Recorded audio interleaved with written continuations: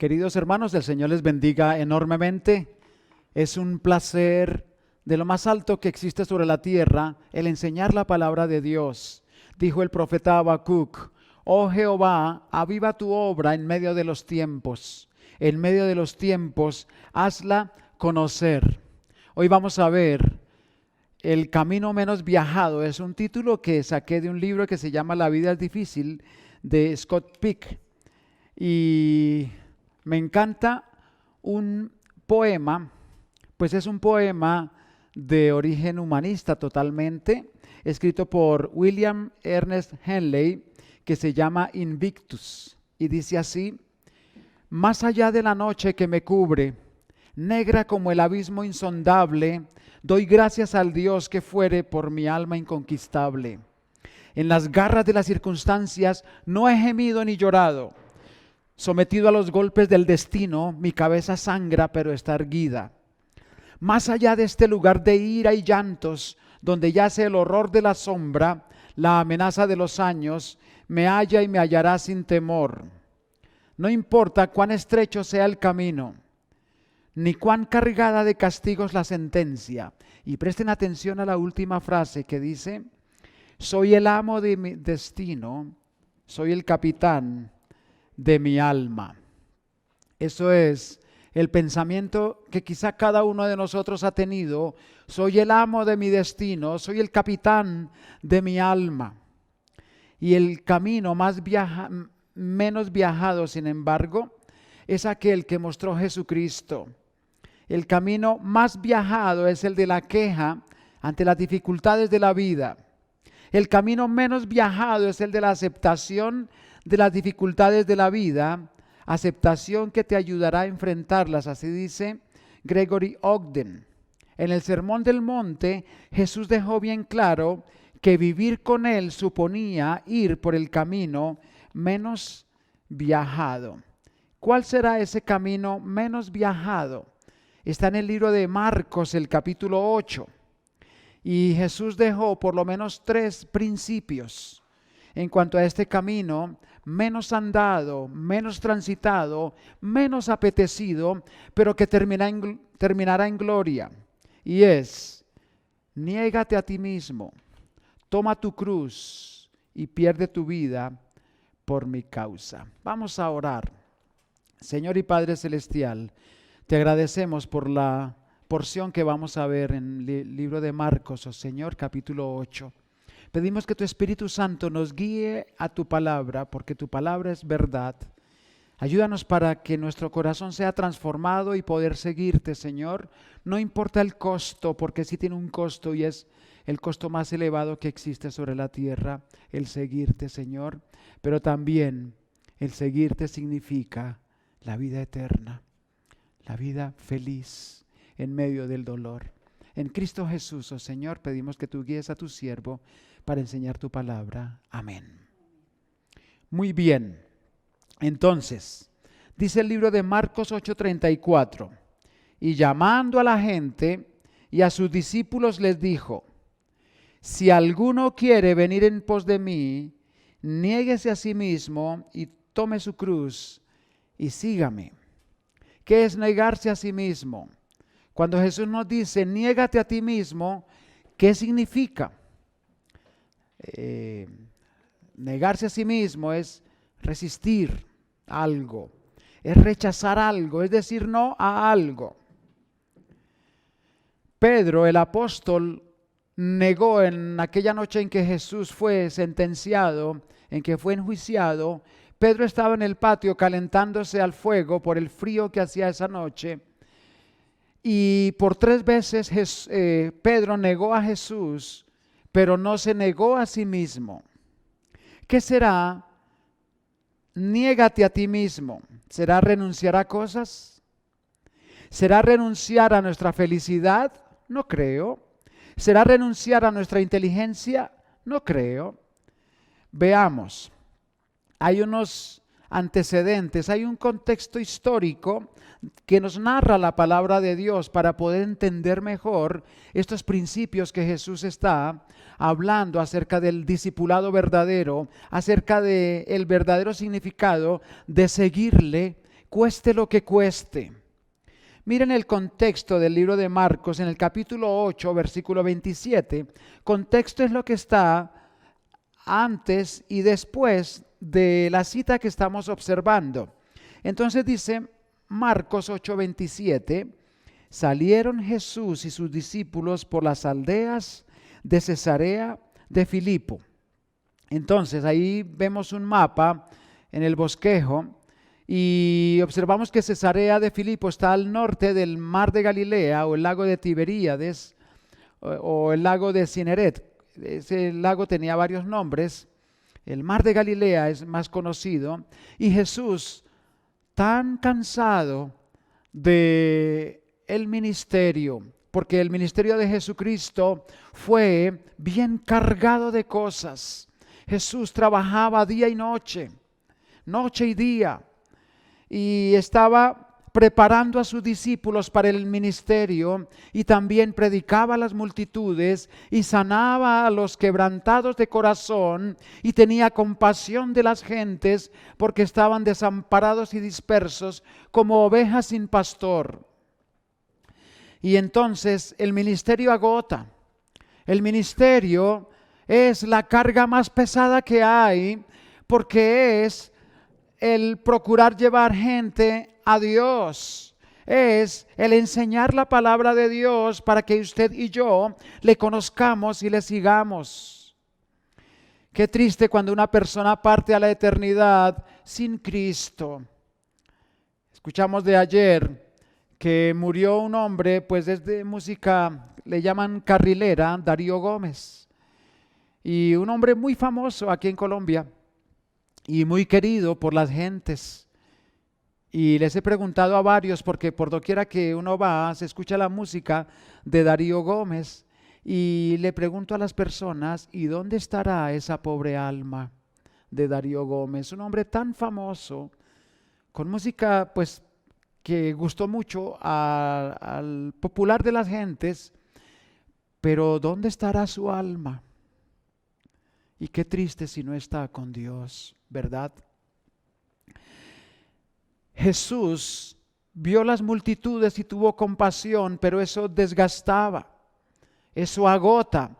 Entonces de vez en cuando él hacía retiros con sus discípulos y este es uno de ellos, y fueron a Cesarea de Filipo, cerca del monte Hermón, donde se transfiguró delante de ellos. El monte Hermón, dicen los que han ido allá, que es de lo más hermoso que puede haber sobre la tierra.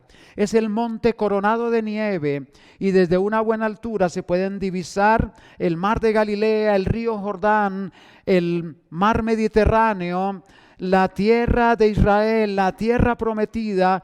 Se puede divisar desde ese monte, que es una vista asombrosa. Y allí fue Jesús con sus discípulos. Aún aquí no han subido al monte, están en la parte de Cesarea de Filipo, a sus alrededores.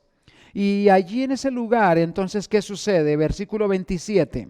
Y en el camino preguntó a sus discípulos diciéndoles, ¿quién dicen los hombres que soy yo? Jesús hace una pregunta inquietante. Sucede que Jesús es la primera noticia en todas partes. Si estuviese en nuestros días, aparecería por los periódicos del mundo, por las redes sociales, por la CNN, por El Tiempo, por todas las noticias nacionales e internacionales. Era el personaje del día. Y entonces Jesús le pregunta a sus discípulos, ¿quién dicen los hombres que soy yo? Y ellos responden, unos dicen que eres Juan el Bautista, otros alguno de los profetas, otros dicen que Elías. ¿Y vosotros quién decís que soy yo? Entonces Pedro da una respuesta asombrosa. Dijo Pedro, tú eres el Cristo. Es una declaración grande. Tú eres el Mesías de Israel. Tú eres el Dios encarnado. Tú eres la promesa esperada desde el jardín del Edén. Cuando tú dijiste a la serpiente, esta te herirá en la cabeza y tú le herirás en el calcañar, refiriéndose que Dios aplastaría la cabeza de la serpiente a través de la simiente de la mujer. Por eso dice Gálatas 4:4 que Jesús nació de mujer. Jesús nació de una virgen llamada María y fue a la cruz. Y en la cruz y en la resurrección, Él triunfa sobre Satanás y aplasta su cabeza. Entonces Pedro está diciendo, tú eres nuestro libertador, eres el Mesías de Israel, eres el Cristo. Qué respuesta más asombrosa. Y entonces Jesús le dice a Pedro, lo pueden mirar en el libro de Mateo 16, en este momento no, pero dice ahí, por cuanto esto dijiste, a ti te daré las llaves del reino de los cielos. Y bueno, entonces Pedro se convirtió en el que abriría el evangelio a los judíos y a los gentiles. Gracias a Dios, pero entonces sucede algo ahí. Versículo 31, y comenzó a enseñarles desde ese momento que le era necesario al Hijo del Hombre padecer mucho y ser desechado por los ancianos y por los principales sacerdotes y por los escribas, y ser muerto y resucitar después de 3 días. Jesús dice una declaración aplastante, humillante para cualquier judío. Pedro acaba de decir, tú eres el Mesías, eres el Cristo, eres nuestra esperanza por fin después de siglos y siglos. Y ahora Jesús dice, el Hijo del Hombre, este Mesías, será puesto en una cruz, será llevado al Calvario, será ejecutado por Roma, desechado por los principales sacerdotes judíos, será despreciado por el pueblo, sufrirá la muerte más horrenda que cualquier ser humano puede sufrir. Y miren lo que dice Pedro. Versículo 32, entonces les decía claramente, entonces Pedro le tomó aparte y comenzó a reconvenirle. ¿Qué es reconvenirle? Pues empezó a reprocharle, empezó a regañarle. Pedro ya se sentía grande, puesto que le habían dado las llaves del reino. Entonces comenzó a decir a Jesús, ¿cómo se te ocurre? No es aceptable para ningún judío que el Mesías sea crucificado. Cuando un reo era llevado a la cruz, era porque había cometido un pecado horrendo, un crimen asqueroso. Cuando el Señor habla de ir a la cruz, para un oído judío era algo repugnante, era algo inaceptable. ¿Cómo el Mesías va a ser humillado por una nación extranjera, por Roma? ¿Y cómo el Mesías va a ser desechado por su propio pueblo? No lo acepto, dijo Pedro en otras palabras. Entonces Jesús le dice, quítate de delante de mí, Satanás, porque no pones la mira en las cosas de Dios, sino en las de los hombres. Y ahí entonces es el contexto. De pronto los discípulos, de pronto las multitudes estaban pensando que seguir a Jesús en ese momento era algo deleitoso. Era favorecerse del imperio de Roma, de las humillaciones de los soldados de Roma, de los impuestos de Roma, del yugo de Roma, del yugo de las autoridades que aplastaban a toda la nación. Pero Jesús entonces, versículo 34, llamando a la gente y a sus discípulos, les dijo, si alguno quiere venir en pos de mí, niéguese a sí mismo. Es entonces el negarse a sí mismo una abnegación diaria, es ponerse en guardia.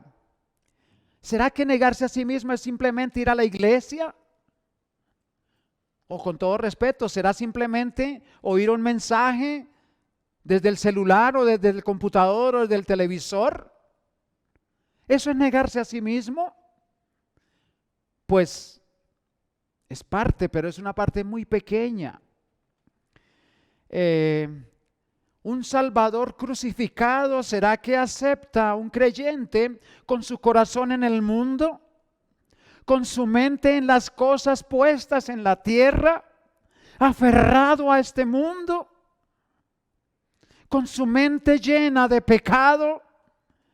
¿Llena de inmundicia? ¿Llena de envidia?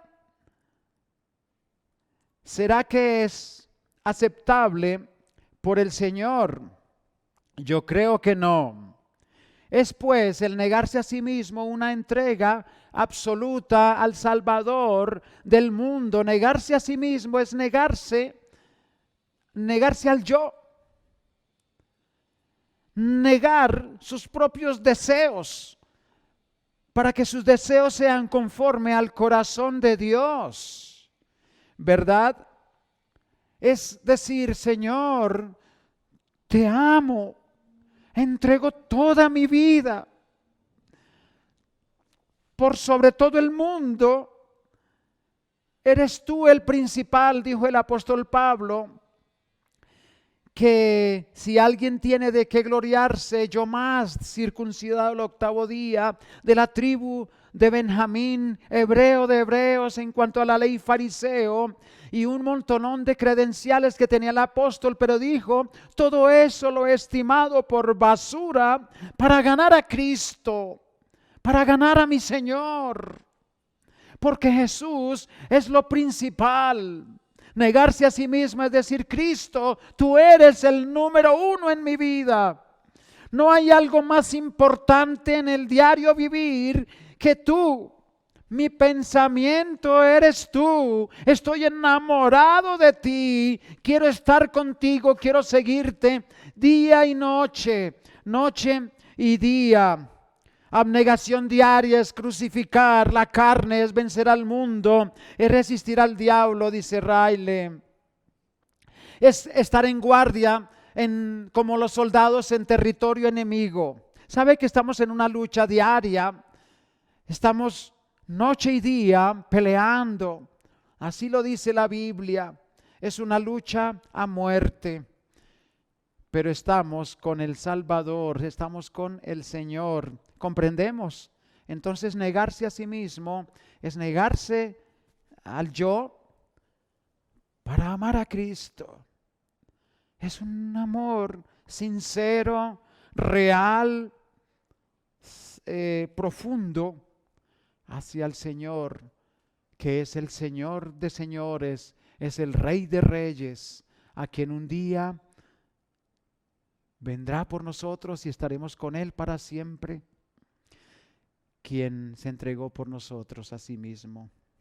En segundo lugar, dice el Señor, toma tu cruz, versículo 34, si alguno quiere venir en pos de mí, niéguese a sí mismo y tome su cruz. ¿Qué es tomar la cruz? También hay preguntas ahí. ¿Serán las vicisitudes de la vida?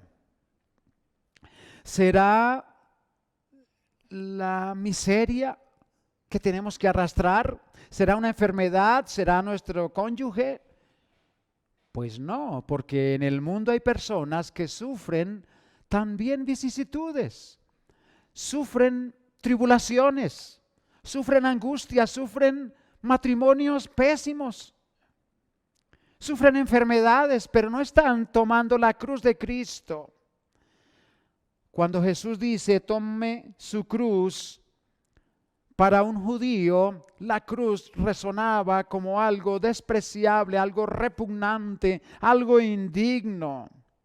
Cuando alguien era sentenciado a muerte por crucifixión, cuando le ponían ese travesaño en sus espaldas o toda su cruz para ir por esas calles hasta llegar al lugar del suplicio, este hombre ya se consideraba hombre muerto. Para él el mundo no significaba nada. Lo único que él esperaba era la propia muerte, llegar a ese lugar y que le visitara pronto la muerte por el dolor espantoso que sufría.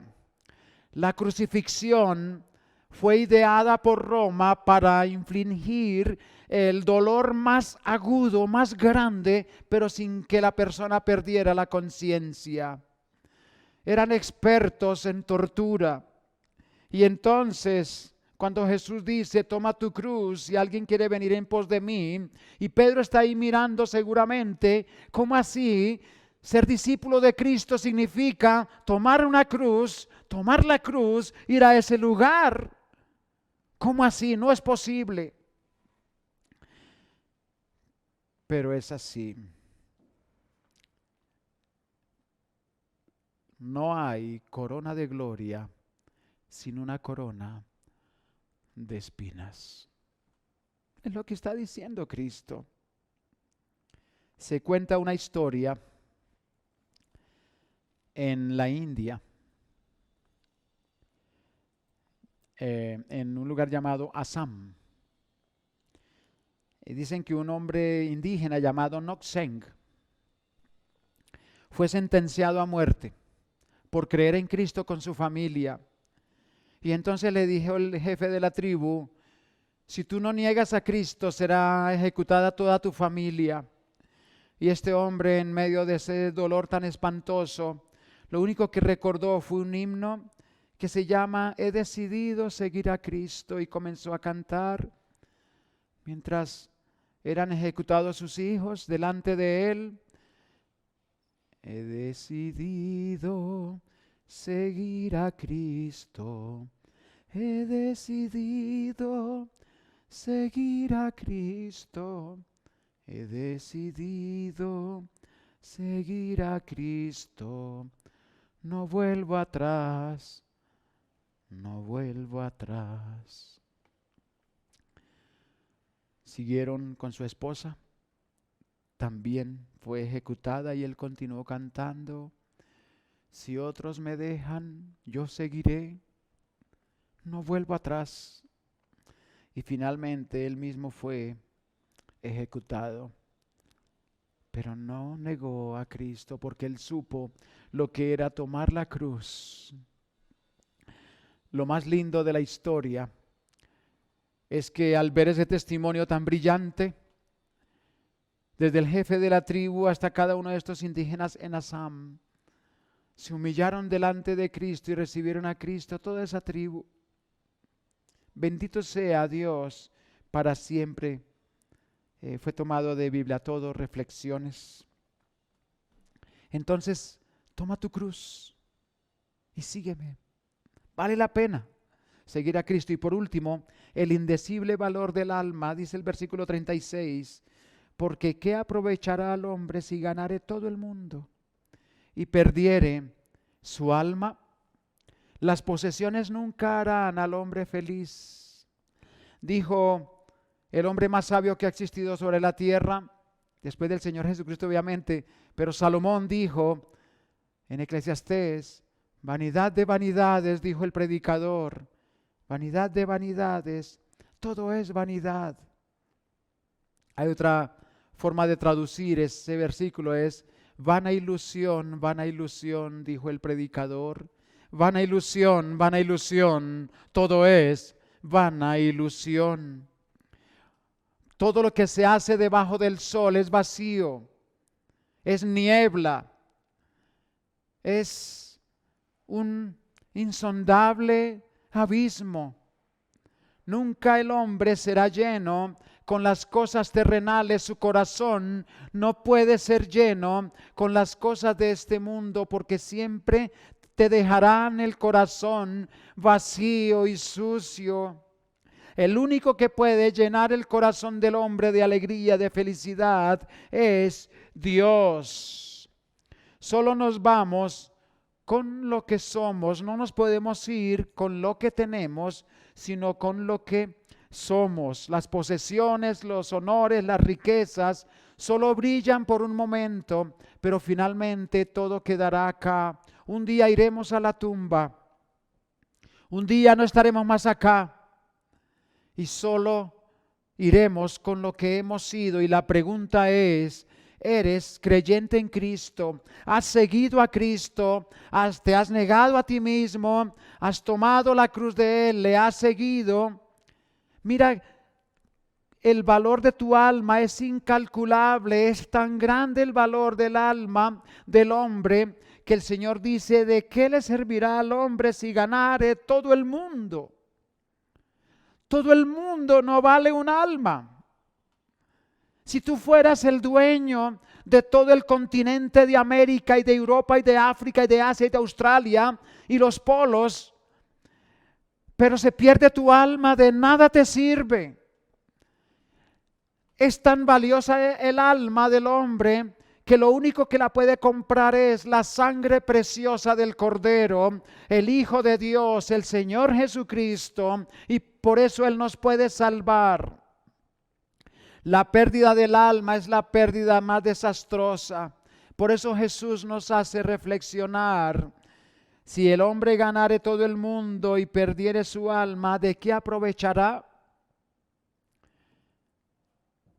¿De qué aprovechará la fama, la fortuna, los títulos? No estoy diciendo que no debemos estudiar o tener recursos, dinero. Jesús no está diciendo eso.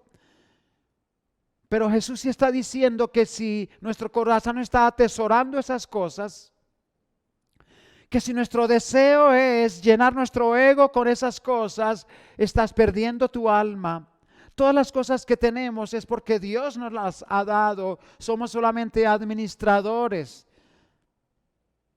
Mi cuerpo no es mío. Mi cuerpo es del Señor. Él dice en 1 Corintios 6:20: porque no sois vuestros. Habéis sido comprados con sangre. Nosotros pertenecemos a Dios. Nuestra casa es de Dios. Este edificio es de Dios. Mis zapatos son de Dios. Mis ojos son de Dios. Mi dinero es de Dios. Mis títulos son de Dios. Todo le pertenece a Él. El Señor dijo en Hebreos que Jesucristo es el heredero de todo el universo. A Él le pertenece todo absolutamente. Desde un átomo hasta las galaxias, hasta las profundidades de los cielos, todo es de Él y por Él y para Él. Por lo cual no seas el asesino de tu propia alma. No hagas como este hombre de la poesía, Henley, no, pensando: soy el amo de mi destino, soy el capitán de mi propia alma. No es así. Acude a Cristo. Ahí hay una diapositiva que pasamos donde está la muerte y todo lo que llevamos tiene que ser dejado, porque al sepulcro vamos vacíos. Dijo Job: desnudo salí del vientre de mi madre y desnudo volveré allí. No nos podemos llevar nada. En conclusión, dijo un hombre llamado Jim Elliot. Él fue uno de los misioneros muertos o matados por la tribu Auca en Ecuador por los años 50.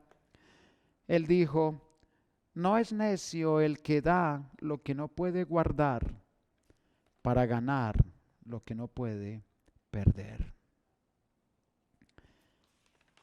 Y quisiera terminar con este versículo que iniciamos de Habacuc. Oh Jehová, aviva tu obra en medio de los tiempos. En medio de los tiempos, hazla conocer. Que la obra de Dios sea grande en tu propia alma. Que la obra de Dios sea profunda en lo profundo de tu corazón. Que Cristo sea el número uno en tu vida y en mi vida. Que decidamos hoy seguir a Cristo. Niégate a ti mismo y toma tu cruz y no pierdas tu alma. No pierdas tu alma tras el pecado. No pierdas tu alma tras el dinero. No pierdas tu alma tras tu egoísmo. Sigue a Cristo. Si otros lo dejan, tú sigue a Cristo. Él vale la pena. Entrégate a Él con todo tu corazón y con toda tu mente. Señor, te damos gracias por tu palabra y en Cristo Jesús pedimos que tú bendigas este mensaje en alguien, oh Señor, y que llegue a conocerte como Salvador personal. Y si ya es creyente quien escucha este mensaje, oh Señor, que tú nos hagas reflexionar para entregarnos totalmente a ti y seguirte con todo el amor. En nombre de Jesús. Amén. Dios les bendiga, mis amados hermanos. Un fuerte abrazo. Muchas gracias.